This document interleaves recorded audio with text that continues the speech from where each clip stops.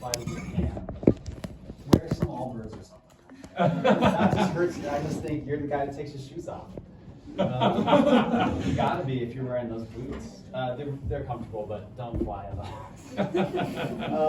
And then also, so Clay Olson sounds amazing, and then next week Steve Young, next week is Steve Young. I'm sorry you're stuck with me today. That's really important last week. Very, very cool next week. I will do my best, but it is admittedly not as important as what Clay does, and not as cool as what Steve is going to tell you probably. This is my family. So I'm from Burbank, California. Has anyone ever been to Burbank? Great airport. Very easy, right? I'm from very close to the airport. I grew up, born and raised in Burbank, and I moved up here to go to BYU. So I graduated in 2013, and I met my wife. My wife and I met on a study abroad program to India. Has anyone been to India before? Okay, crazy country. So here at BYU, there's field studies, and then there's study abroad programs. We did the field study, which means you're just doing research the whole time. And it was one boy and 11 girls. And you're not allowed to date at all on these programs. I mean, I think all study abroad programs are the same, right? Like you can't date. So we met, and I started my mission in Cambodia. And so I went back to Cambodia for like a month before meeting up with the group in India in August. And then we met, and we got married that December. And so we definitely dated, but it was totally secret. I had my own house, and the girls had their own house. And I Skyped her dad from India. It was incredible. I called the temple from India. And we got back like the day before Thanksgiving, and we were married in December. And that was 14 years ago. So, a great love story. The only reason I share this is because it's experiences, right? Like this is about experience design. And this is a memory that I had no photo or video from. Like I was in India in 2011. Okay, so that was like digital camera time, not like phone camera time. And so there was this thing that happened in my life that my wife saw, but no one else had ever seen, and I always wanted to show my kids. And just like a year ago, one of those 11 girls, I had her dig up her camera, and she had this video, and I just want to share it with you. Because for me, this is when I think my wife fell in love with me. I don't know if there's sound. Let's see. Okay.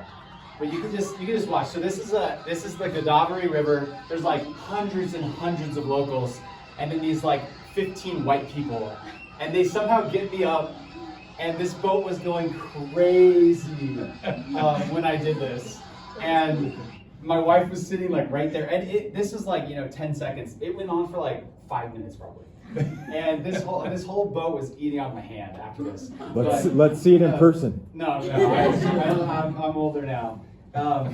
But this was an experience that was so plastered into my mind, and I always wanted to show my kids. And now my kids have seen this, which I think is fun. You have a little glimpse into my business. It's called Taft. It was a shoe company.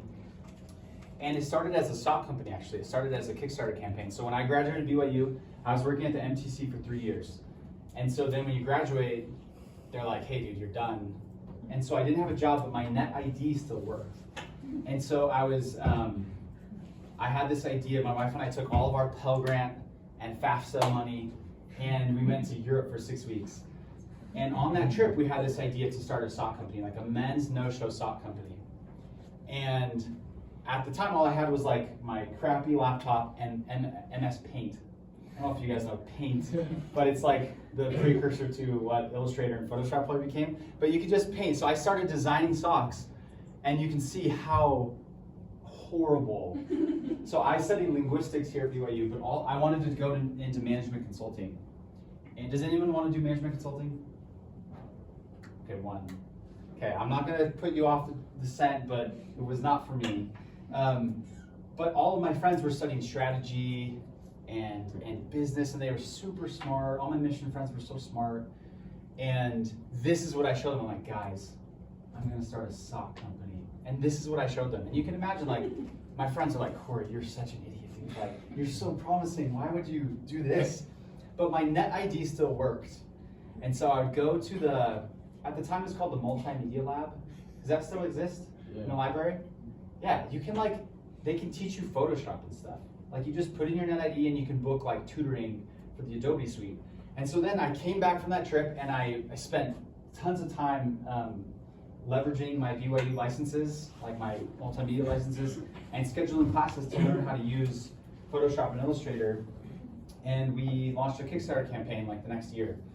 And the video is so bad and it's so embarrassing.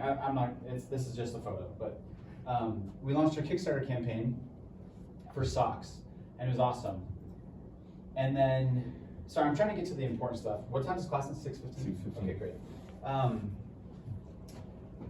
And so we ran the sock company for about a year, and during that time, like men's feet on Instagram is a weird category, right? Like we were getting weird DMs and like weird interest from weird people.